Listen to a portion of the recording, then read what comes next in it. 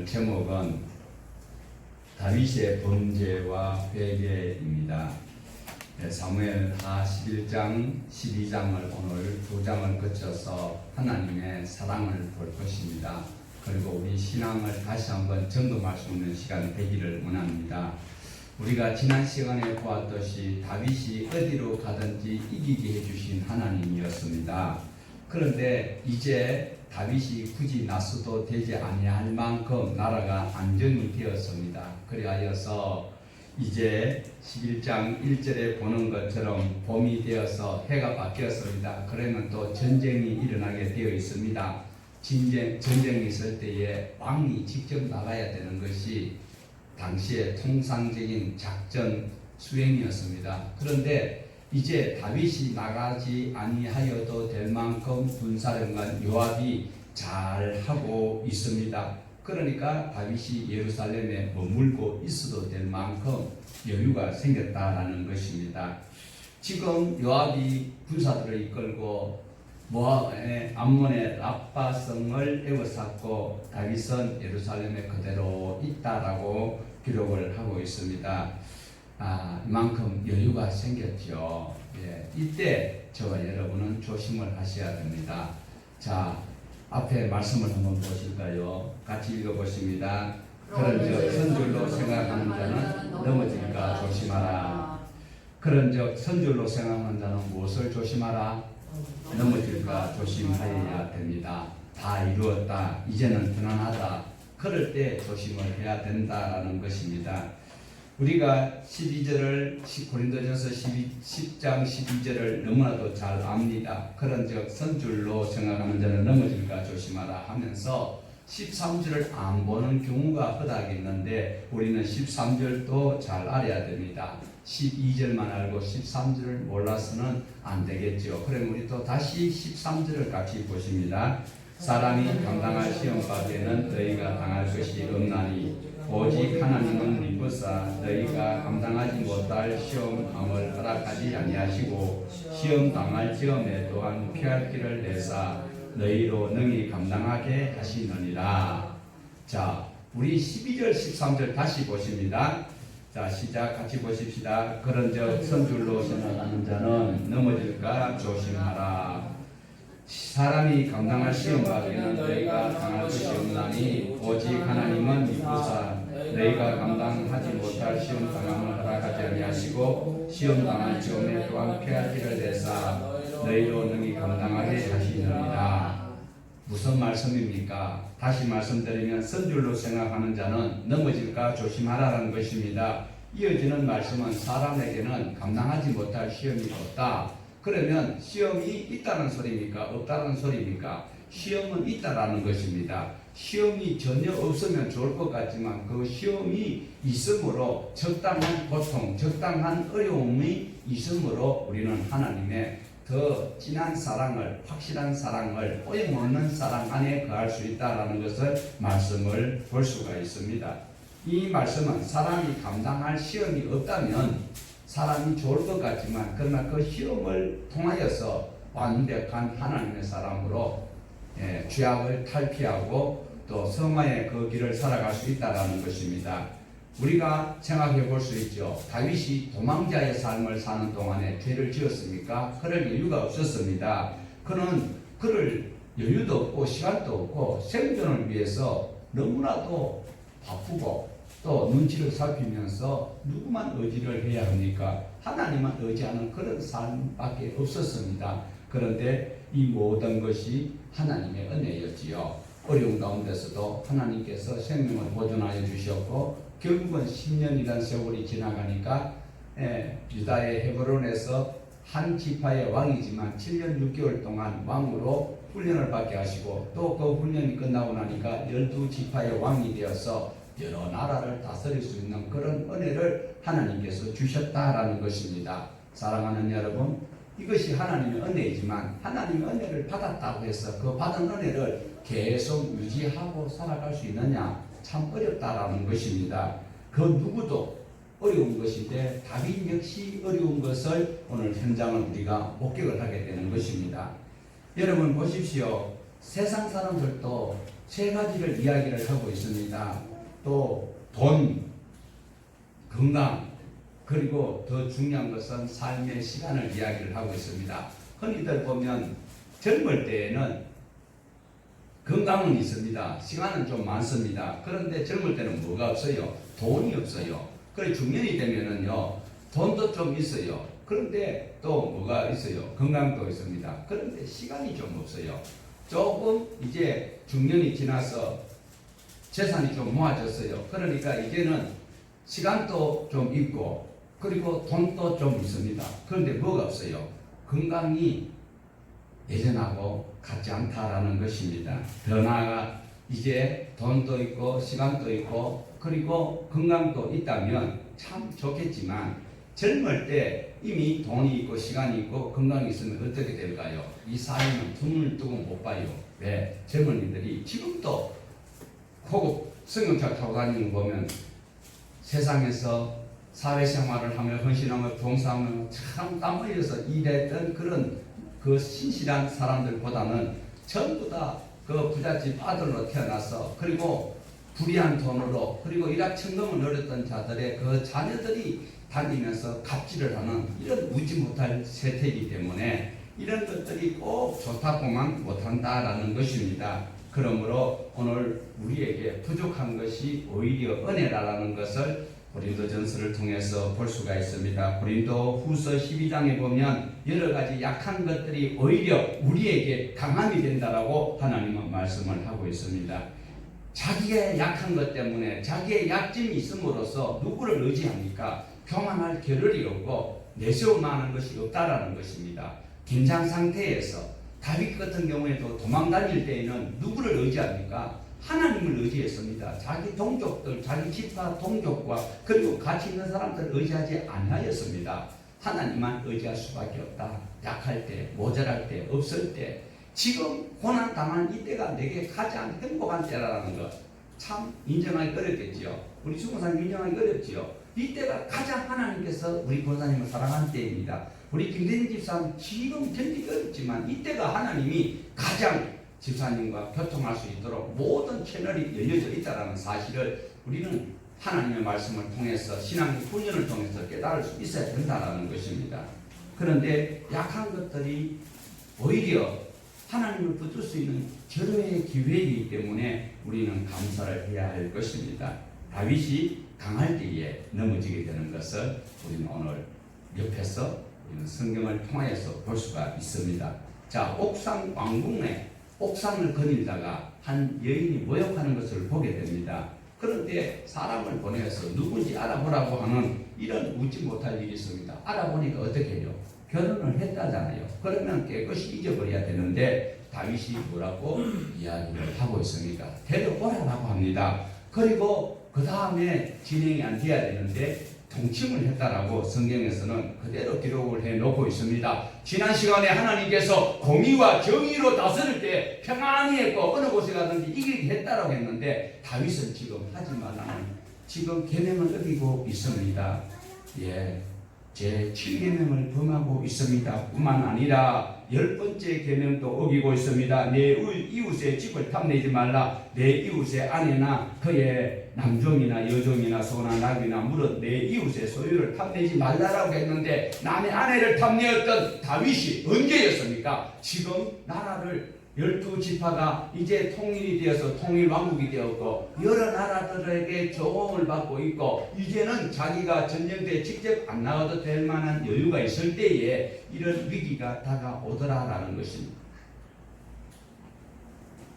사랑하는 여러분, 다윗은요 하나님께서 하지 말라는 법을 어겼습니다.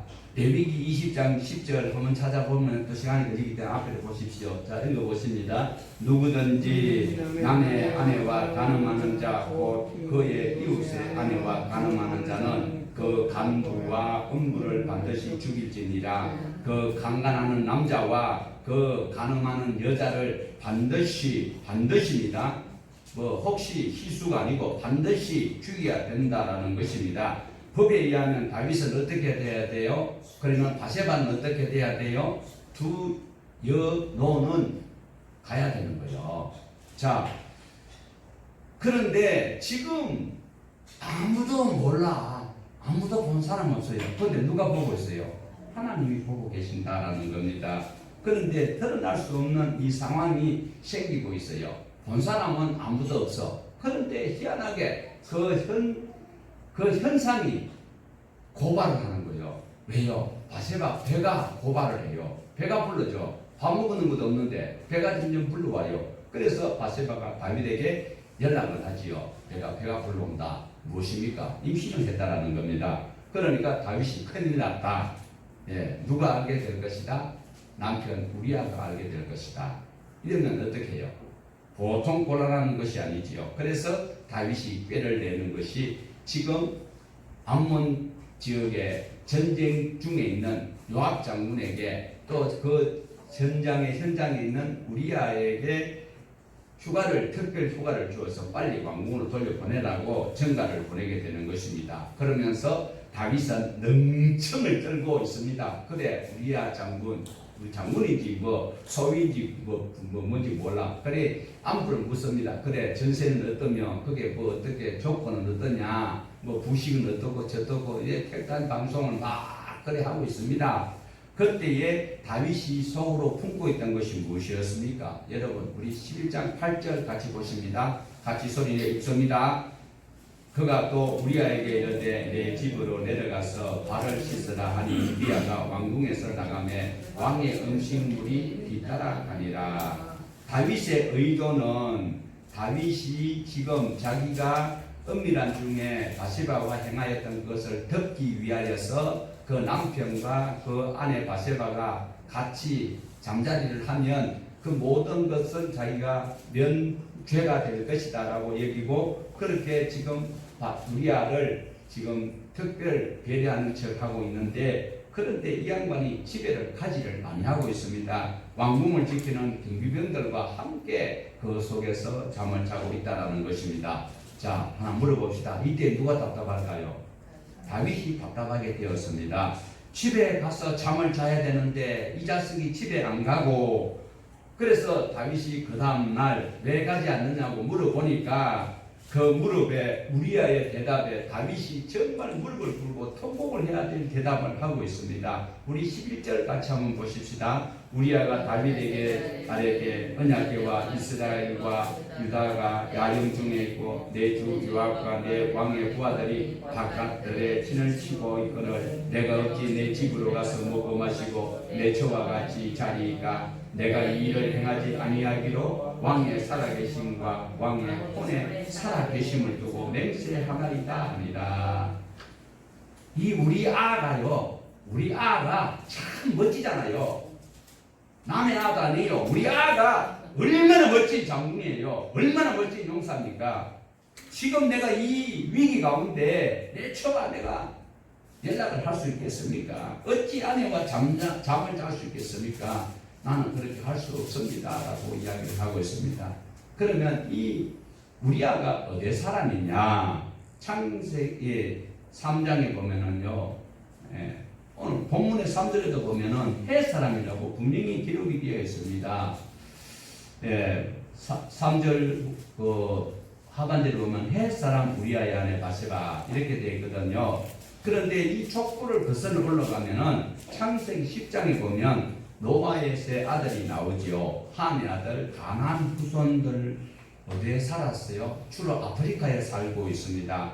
그리고 아프리카에 살고 있는 중에서 가나안의 후손 중에 헷이 나오고 있어요. 함의 아들이 가나안이죠. 그러니까 함이 아버지의 하체 벗은 것을 형제들에게 알렸는데 저주는 가나안이 받았어요. 가나안이 손자잖아요. 노아의. 그런데 가나안이 노아로부터 직접적인 저주를 받아요. 그런데 그 후손 중에 헷이 포함되어 있어요. 그런데 헷의 족속 중에 우리아가 포함이 되어져 있다는 겁니다. 이 헷의 후손이 이스라엘이 가나안 정복을 하기 전부터 가나안 주변 땅에 살고 있었던 것 같아요. 그러니까 이스라엘 근처에 아프리카가 있으니까 그렇게 가까이 가나안 땅 주변에 헷 족속들이 살고 있었던 것 같다라는 것입니다. 그런데 이스라엘이 가나안을 정복하고 언제부터 이 헷의 후손들이 특별히 우리아의 선조가 하나님을 믿기 시작했는지는 찾을 근거가 없어요. 그런데 분명한 것은 헷 족속은 이방인이 틀림이 없습니다. 그리고 개종을 하고 하나님을 아버지로 섬기기로 작정했는 이 헷 족속의 우리아의 이름을 우리가 기억을 해보면 우리라는 뜻은 빛이라는 뜻입니다. 우리.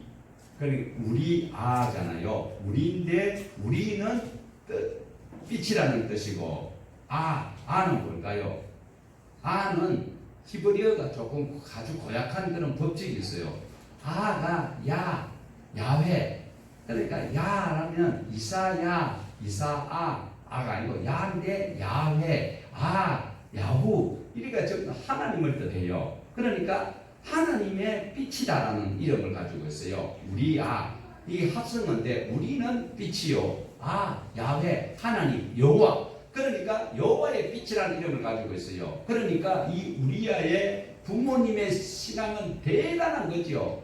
지금 다윗이 어느 곳에 가든지 그리고 다윗에게 하나님이 언약을 했는데 이 다윗보다도 더 좋은 신앙을 가졌던 이 이방인이 개종하여서 자기 아들의 이름을 여호와의 빛이라고 지을 정도로 그리고 신실하게 지금 자기 바로 상관인 요압이 전쟁터에 있고 왕의 군사들이 그리고 이렇게 전쟁이 있는데 내가 어찌 이런 충성스러운 믿음이 지금 저와 여러분에도 있어야 된다라는 것입니다.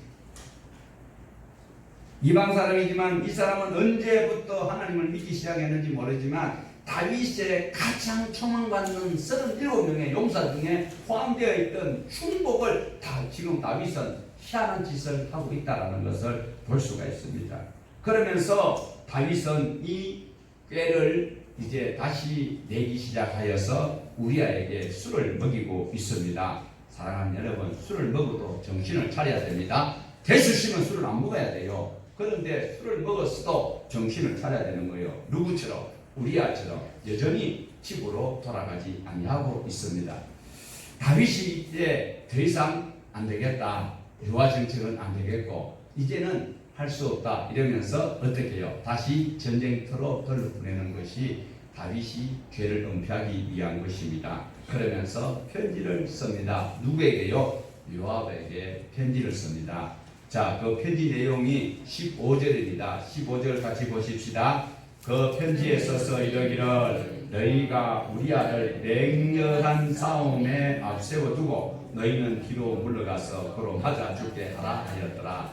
비열한 놈이지요. 이거는 트럼프보다도 더한 사람이요. 아베보다 더한 사람이요. 김정은이보다도 더 비열하고 졸렬한 세상에 이걸 편지를 썼는데요. 다윗이 직접 썼을 수도 있어요. 그리고 또 자기 신봉 누군가에게 불러주면서 기록을 하라했을 거예요. 그러면 누군가가 기록을 했을 것이고 그리고 본인이 썼다 할지라도 지금 누가 보고 계신다 그랬어요.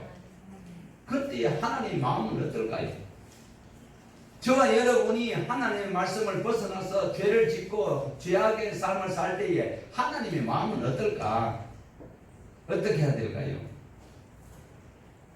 그런데요, 이상한 것은요, 하나님은 보고 계세요. 그런데 다윗이 그 짓을 하는데 하나님이 막아요, 안 막아요? 막아요, 안 막아요? 막아요, 안 막아요? 여러분이 죄를 짓는데 내 마음대로 사는데 하나님이 막아요, 안 막아요? 안 막아요. 그런데 우리는 어떻게 기도해요? 이기게 해 주시옵소서. 하나님 막아 주시옵소서. 기도요, 소리요, 방구요. 하나님의 말씀을 보시라니까. 죄가 눈앞에 엎드리고 있어요. 죄를 짓고 안 짓고는 내가 해야 되지요. 하나님이 선악과를 아예 없애버릴 수도 있는데도 됐잖아요. 그 옆에 영원히 사시는 생명과도 있었잖아요. 그런데 우리는 하나님한테 자꾸 타다하고 있어요. 그거 막았으면은 그런 일이 없었을 것이 아니냐. 하나님은 그럴 능력이 있어요, 없어요? 충분히 있습니다. 그런데 저와 여러분에게 뭘 주셨어요? 자유의 의지를 주셨어요. 선택의 의지를 주셨어요. 그런데 그것을 선한 일에, 생명 살리는 일에, 하나님의 영광스러운 일에 사용해야 되는데 내 욕심에 이끌려서 하다 보니까 사망을 낳는 죄를 짓고 말게 되는 것입니다. 여러분, 죄 짓는 것은 하나님이 절대로 강제로 지키에 막지 않습니다. 그러나 뭘 하고 계세요? 보고 계세요. 애타하시면서 보고 계십니다. 어쩔 줄 모르면서 여러분, 스데반이 돌에 맞아 죽을 때에 어떻게 했습니까? 스데반이 보니까 예수님이 서서 계신다고 했잖아요. 어쩔 줄 모르는 거예요. 그거 막아주실 수 있어요, 없어요? 하나님이. 전능하신 하나님이. 말씀으로 천지를 다 창조하신 하나님이 그거 돌에 하나 맞아 못 죽게 할 능력 없는 하나님 우리가 믿어야 돼요. 하나님은 그럴 능력이 있는데도 애타시면서도 안 막는 거예요. 의의 길로 가다가 순교할 때 하나님께서 하늘의 상급을 준비하시고 죄악을 지을 때도 하나님 안 막으시고 그 죄악의 결과는 사망이라는 것을 우리에게 오늘 이 자리에 있는 저와 여러분에게 알려주신다라는 것을 성경을 기록한 목적이다라는 것을 보십시오.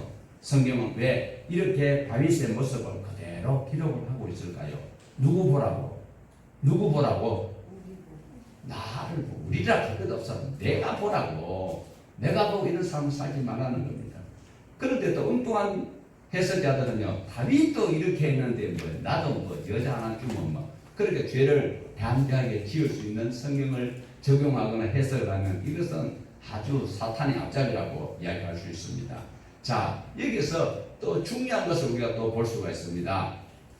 이 다윗의 편지를 받아본 사람이 누굽니까? 요압 장군이지요. 근데 요압이 그 편지를 받아보고 어떻게 생각했을까요? 요압은 누구라 그랬죠? 다윗의 조카입니다. 이 요압 장군이 그 편지를 받아보고 아이고 외삼촌 다윗도 별 수 없구만. 그러니까 보세요. 다윗이 자기 조카한테 나중에는 꼼짝도 못하잖아요. 왜 꼼짝을 못해요? 이런 실수가 있는 약점이 잡히니까 요압이 쥐락펴락 다 하는 거예요. 네, 쥐락펴락 다 하는 거죠. 그러므로 저와 여러분이 약점만 없다면요 얼마든지 대단할 수 있습니다. 지금 하나님도 도와줄 수 없는 거예요. 왜요? 사단이 지금 개입하면 하나님도 입장이 참 곤란해요. 하나님의 백성이 바로 살아야 되는데 욥에게 하나님 말씀하셨지요. 야, 우리 욥 유야에 보았느냐? 저렇게 신실하고 자선. 아이고 하나님 복 주시고 하나님께서 뭐 한 게 아니까 그렇지. 저 자석도 별거 있을 줄 알아요? 그러면서 사탄이 시험을 하잖아요. 오늘도 저와 여러분은 하나님의 말씀 안에서 신실하게 살아갈 때에 사탄이 우리를 참수하지 못한다는 것을 명심을 하셔야 되는 것입니다. 자, 이렇게 주인이신 하나님은 살아계시지만 많은 일을 함에 있어서 우리가 실수하고 잘못하는 것 하나님이 막아주시는 것이 아니고 심판 때까지 보류하고 있습니다. 내가 깨닫고 시행착오를 내가 경험하고 내가 다시 돌아설 수 있는 그 때를 하나님께서는 오래 참아주시는 것이 하나님의 헤세드예요. 하나님의 사랑이에요. 하나님의 인애예요. 자, 다윗의 의도대로 지금 이 편지를 받았던 요압 장군이 그 작전대로 시행을 합니다. 맹렬한 싸움이 시작되었을 때에 우리아는 지금 임금이 자기를 불렀다가 특별 휴가를 줬다가 술도 얻어먹고 이제 다시 한번 충성심을 발휘하기 위해서 열심히 믿음으로 맨 앞장서서 막 돌격하는데 어떻게 해요? 요압은 후퇴해라. 누구 모르게, 우리아 모르게. 그러니까 우리아는 그것도 모르고 뒤도 안 돌아보고 앞을 가 푯대를 향하여서 사망의 지름길로 쫓아가고 있는데 용사들이 다 빠져버리니까 우리아는 죽게 되고 마는 것입니다. 사랑하는 여러분, 이때에 우리아가 죽었다는 소식을 들었을 때 누가 가장 기뻐했을까요? 다윗이 기뻐했겠지요. 이때에 또 엉엉 우는 여자가 한 분 있었어요. 성은 닷인데 이 여자가 우는 그 울음은 진짜 진정 슬퍼서 울었을까요? 좋아서 울었을까요? 궁금증이 없다 하지 않을 수 없을 것입니다. 사랑하는 여러분, 이제 얼마 있지 않다가 장례가 끝나니까 다윗이 사람을 보내어서 우리아를 불러드립니다. 이것이 애를 낳아요. 끝이 아닙니다. 자, 우리 11장 27절을 한번 보십시다. 끝절이지만 자 27절 같이 보십니다.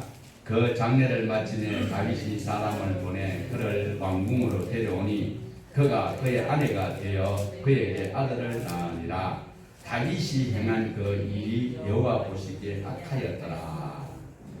자, 우리야를 충성스러운 37인의 용사 중에 한 명인 충성스러운 용사를 살인으로 죽게 하였고 남 아내를 강제로 빼앗아는 이 일이 악하다 선하다? 악하다. 자, 이렇게 여호와 보시기에 악하였더라고 기록을 하고 있습니다. 자, 우리가 보기에도 악한 것은 사실이죠.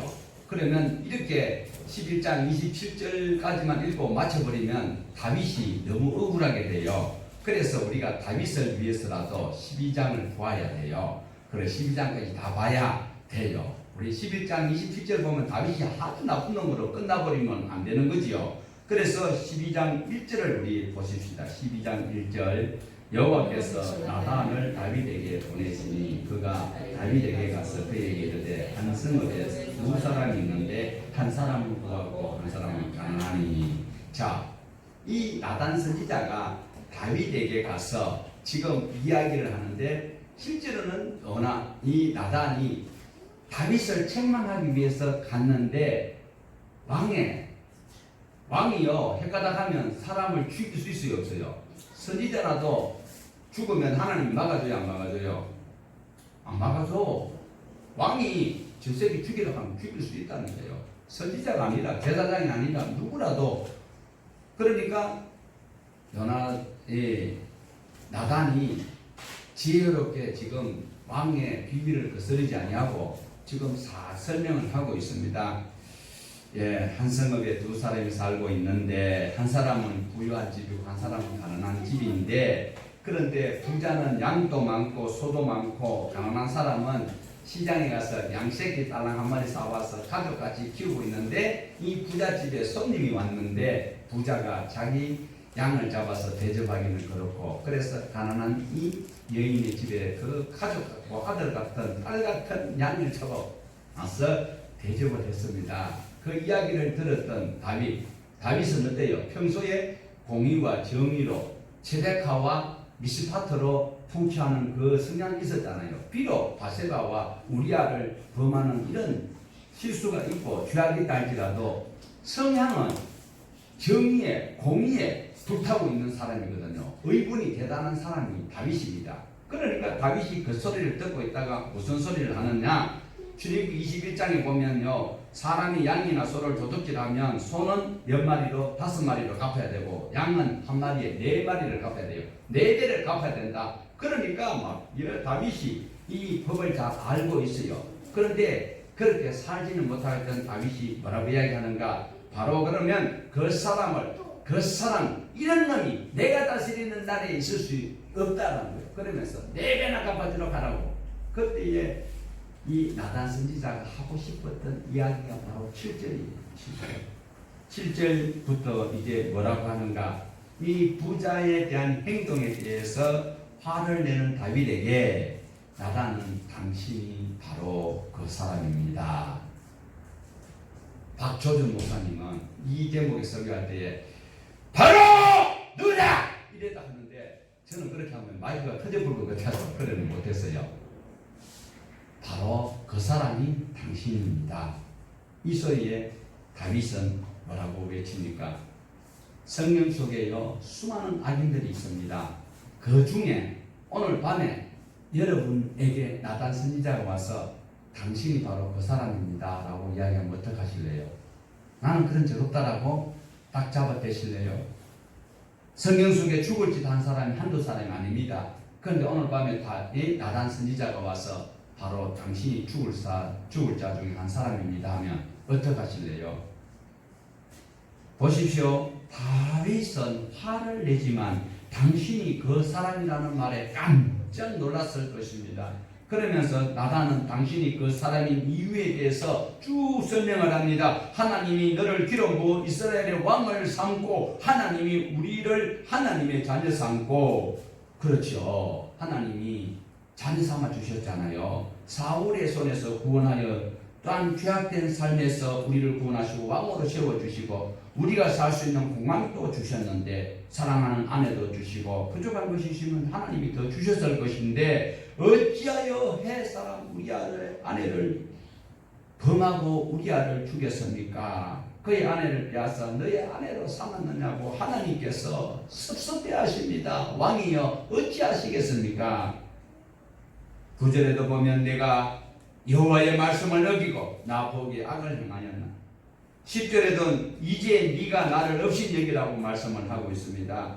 자, 여기서 다윗이 하나님을 업신여겼습니까? 아닌 것 같은 생각도 들지요. 바세바와 둘이 서로 사랑을 나누었어요. 그리고 바세바를 더 사랑하기 위해서, 더 진하게 사랑해 주기 위해서 바세바의 남편을 처단하고 바세바끼리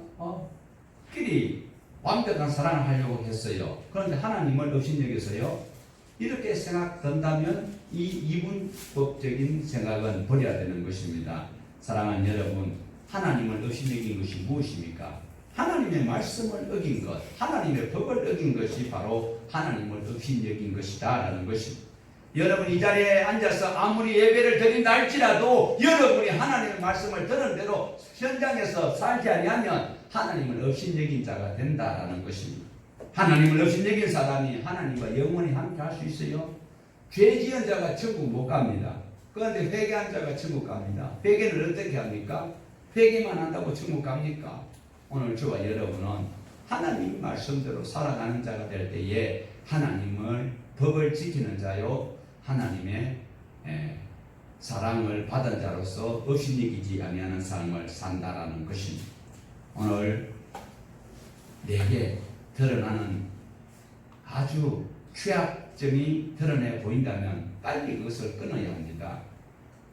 끊지 못한다면 그 버릇을 계속 유지한다면 하나님을 안다라는 것은 의미가 없다라는 것입니다. 내가 끊으려는 의지조차 없다면 하나님의 말씀대로 살고 하나님 앞에 예배를 드리고 신령과 진리로 예배를 하지 못하고 딴짓을 하고 있다면 그 사람은 이 자리에 앉아 있을 의미가 없다라는 거예요. 어차피 지옥 가는 건데 하나님을 업신여기면 지옥 가게 되어 있어요. 하나님의 말씀을 안 지키는데 어떻게 천국 갈 수 있습니까? 그 이유는 무엇입니까? 바로 하나님의 말씀을 어기고 악을 행했기 때문에 그것은 바로 다윗이 하나님을 업신여긴 행위다라고 나단 선지자가 오늘 우리에게도 그 당시에 다윗 귀에다가 직접 말하였지만 오늘 이 자리에 계신 저와 여러분에게도 전하는 메시지와 경고임을 기억을 하여야 합니다.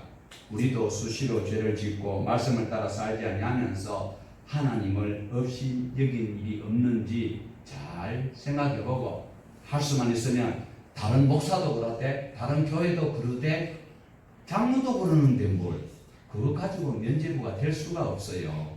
하나님 말씀에 순종하는 자가 될 수가 없다라는 것입니다. 다시 말씀드렸듯이 믿기만 하면 되는 것처럼 잘못된 신앙 교육이 우리 교계에 참 만연하고 있다는 거예요. 믿기만 하면 되는 것. 예수만 믿으면 천국 갑니까? 믿기만 하면 됩니까? 기도만 하면 됩니까?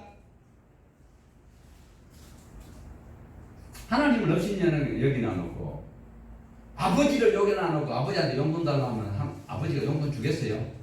비싸되게 안 올라가면 천만다행이지.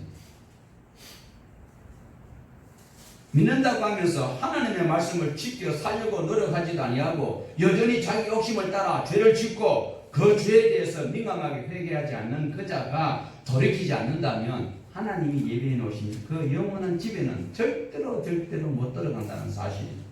그런데도 오늘날 어떻게 해요? 교회만 왔다 가면 되는 것처럼 주일날 오전만 왔다 가면 오늘 나는 하나님 앞에 할 일 다 있는 것처럼 하나님이 내게 복을 주셔야 되는 것처럼 착각 속에 살아가도록 교육 잘못되어 있는 우리 교계의 지도자들이 회개를 해야 돼요. 나장 선지자 오늘 저녁에 그 사람을 찾아갈 거예요. 회개는 다시는 이런 일을 하지 않는 것이 회개입니다.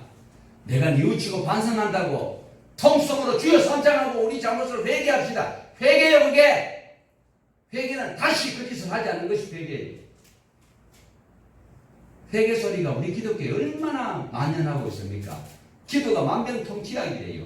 기도가 하나님의 보좌를 움직인대요. 하나님 보좌 움직이면 맞아 죽어요. 하나님 보좌를 지가 왜 움직이는데? 하나님 말씀대로 살아야 되는 거 아닌가요? 우리는 순종하며 살아가야지. 왜 하나님의 보좌를 흔들고 건방지게?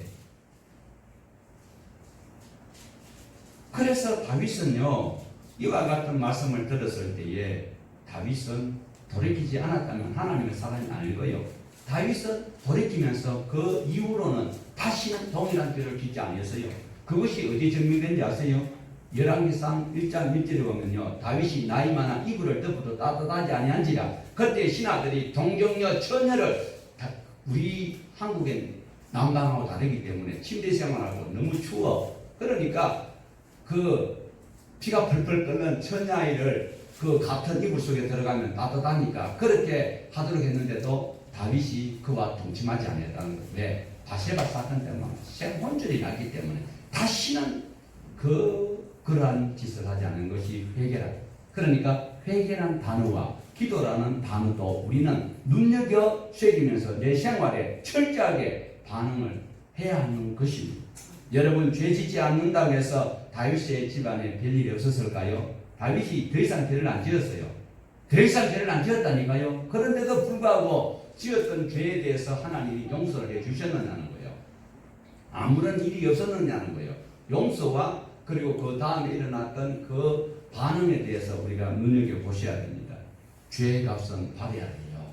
죄의 삭은 사망인데, 사망에 처하는 것은 지금 여기 부분에 있는 누구든지 남의 아내와 간음하는 자, 그의 이웃의 아내와 간음하는 자는 그 간부와 음부를 반드시 죽이려야 되는데, 다윗은 그 사망에서는 건짐을 당하였습니다.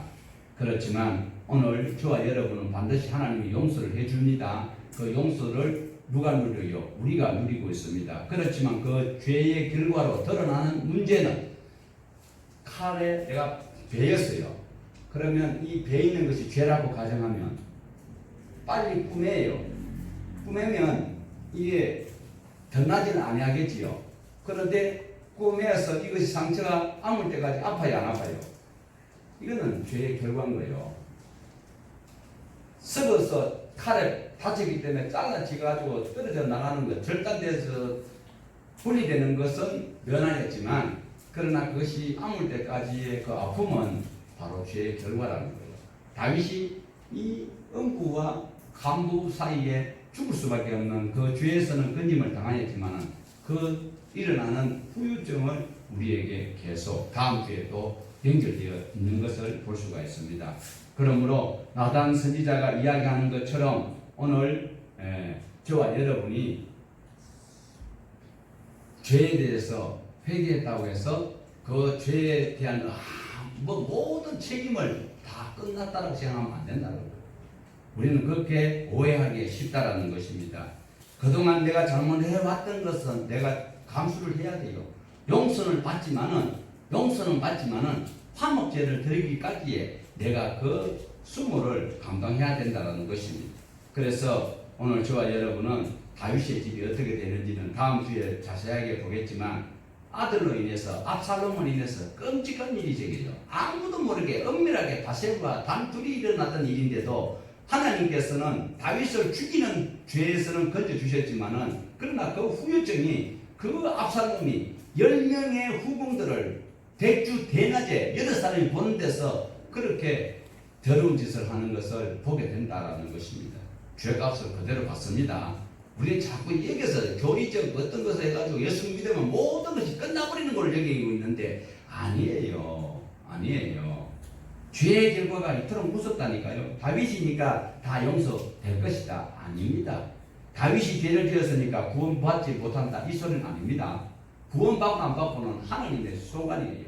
그렇지만은 죄를 지으면 구원에서 떨어진다는 소리가 아니라, 죄를 지었어도 하나님께서는 우리에게 회개할 기회를 주시고 계속 구원으로 이끌어 가십니다. 그렇지만 죄를 지은 그 죄가 벌은 받아야 된다는 것은 꼭 기억을 하셔야 돼요. 그 벌조차 없다라고 하나님이 용서해 주셨다라고 그런 교리적으로 그 허황된 소리에 듣기는 좋지만 실제로 하나님께서 절대로 그렇게 말씀한 적이 없습니다. 행한 대로 갚아주신다고 했습니다. 하나님은 각 사람이 행한 대로 갚는다라고 말씀합니다. 그러므로 저와 여러분은 죄를 가볍게 여겨서는 안 된다는 것입니다. 그러니까 철저하게 회개하여서 다시는 죄를 짓지 아니하도록 대충 회개하고 회개했으니까 괜찮을 것이야. 큰일 날 소리 하지 마십시오. 특별히 다른 사람에게 손해를 끼쳤다면, 다른 사람에게 상처 준 일이 있다면 그 죄값 받을 준비를 톡톡히 하고 있어야 됩니다. 반복적으로 계속 죄를 짓는다. 반복적으로 내가 그 죄를 계속 짓고 있다면 그 이후의 삶은 아무도 보장을 할 수 없습니다. 하나님도 지켜주고 싶어도 지켜줄 수가 없다는 겁니다. 내가 치명적인 잘못을 하고 있구나를 깨달았으면 빨리 돌이켜야 됩니다. 끊어야 됩니다. 그러지 않으면 어떻게 돼요? 죽게 된다는 것입니다. 영원한 형벌에 들어갈 수가 있습니다. 여러분, 이 자리에 앉아 있다 할지라도 이 죄의 무서움을 꼭 인식을 하셔야 합니다. 우리 사무엘하 12장 13절 14절 같이 읽어보십니다. 다윗이 나단에게 이르되 내가 여호와께 죄를 범하였노라며 나단이 다윗에게 말하되 여호와께서도 당신의 죄를 사하셨나니 당신이 죽지 아니하려니와 이 일로 말미암아 여호와의 원수가 크게 비방할 거리를 얻게 하였으니 당신이 낳은 아이가 반드시 어떻게 된다? 죽게 된다. 자, 이 말을 오해하면 안 됩니다. 여호와께서 당신의 죄를 사하였다. 이어지는 말씀처럼 당신이 죽지 않는다.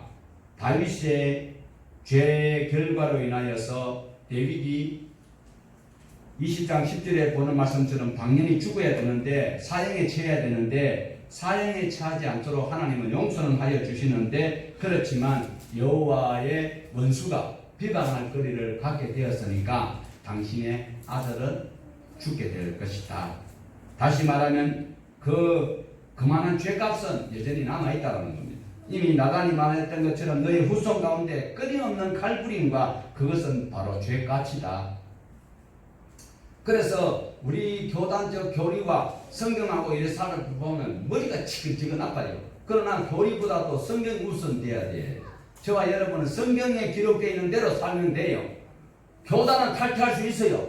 나는 누가 세상에서 무슨 소리 하든지 말든지 상관없이 성경에 기록된 대로 성경의 하나님의 말씀대로 살아간다면 그 사람은 전부 분명히 갑니다. 그런데 죄값이 다 사해졌다라고 하면 기분은 좋고 듣기는 좋은데 하나님께서는 그렇게 말씀하신 적이 없다라는 것입니다. 그래서 용서되었다고 해서 우리의 삶이 이제 갚아야 되거나 그리고 감당해야 될 벌까지 없어진다라는 것은 성경에서 말씀을 하고 있지는 않다라는 것입니다. 그 이후에 나단은 자기 집으로 돌아가고 나단의 말처럼 다윗이 낳은 아들은 죽게 된다. 굉장히 알아요. 얼마나 아픈지. 제가 감기를 앓고 있는 것보다 더 아팠는 것 같아요. 그래서 다윗이 이 아이를 위해서 금식하면서 땅에 엎드려 며칠을 기도하고 있습니다. 이때 다윗의 시가요. 시편을 통해서 다윗이 이때 얼마나 고민하고 얼마나 애절한 마음으로 기도했는지 시편 51편의 표지를 보면 나단이 그에게 온 때라고 시편 51편을 말하고 있습니다. 그리고 시편 6편에도 보면 밤마다 눈물로 내 침상을 띄우며 내 혀를 적신다라고 기도를 하고 있습니다. 밤마다 회개 기도를 했다라는 거예요. 그러면 하나님이 살려주실 만한데 그런데도 아들은 죽고 맙니다. 여러분, 다윗이 금식하고 기도했기 때문에 하나님께서는 다윗의 기도를 꼭 들어주셔야 합니까? 아니지요. 죄가 있어서 하나님이 할 수 있는 부분이 아니에요. 죄값을 받게 하시는 것입니다. 7일째에 하나님께서는 그 아이를 데려갑니다. 다윗이 회개했지만 죄값을 치르게 하고 그리고 다윗도 하나님의 결정을 그대로 받아들입니다. 기도해도 별볼일 없네. 금식해도 별볼일 없네. 교회 철회해도 별볼일 없네. 재산 다 바쳐 교회 바쳤는데도 필요 없네. 예수 필요 없다. 치워가야지. 하나님이 하신 일은 선하심에 나는 내 아들을 살려달라고 일주일 동안 금식하고 철야를 가고 눈물로 혀를 적시고 침상이 붕붕 떨 정도로 눈물을 흘리는 것은 내가 죄에 대해서 통회하고 자복했는 것 뿐이고 그 결과는 하나님께서 하시니 하나님은 선하신 일을 하셨다라고 고백합니다. 그것이 믿음입니다. 믿음의 사람은 결국 기도했다 할지라도 하나님께서 결정하신 그것을 믿는 그것이 믿음입니다. 오늘 희한하게 잘못된 가르침 때문에 믿음은 뭘 믿기만 하면 된다는 거예요. 하나님 하신 것을 믿는 것이 믿음이에요. 내가 이렇게 아들을 살려주고 내가 비록 죄를 지었지만 살인을 했지만 내 아들을 살려주시기를 하나님께 기도했는데 나는 기도를 했는데 그 결과가 하나님께서 내 아들을 데려가 버렸어요. 그래도 그것을 받아들이는 것이 믿음이라는 거예요. 여기서 웬만하면 때치 앞으로 계속 믿을 사람 들어 있을걸요. 내 소원대로 이루어지지 않아도 하나님은 선하십니다 하고 받아들여야 됩니다. 다윗은요 아들이 죽고 나니까 어떻게 했어요? 오후를 틀고 일어나서 밥을 가져와서 밥 먹어버려요. 다윗은 금식하고 기도했지만 하나님이 내리신 그 결과를 가타부타하지 않고 하나님은 선하십니다. 이게 오늘 우리가 본받아야 될 믿음이에요. 그것이 신앙의 태도라는 것입니다. 목숨 걸고 아이를 살려달라고 기도하고 애원했던 다윗이 자기 뜻대로 되지 않았지만은 하나님의 결정은 너무 선하십니다. 너무 옳습니다. 아멘입니다. 라고 믿음으로 받아들이는 이 믿음이 진정한 믿음입니다. 나는 기도도 하고 나름대로 일했는데 왜 내게 이런 것이 있을까?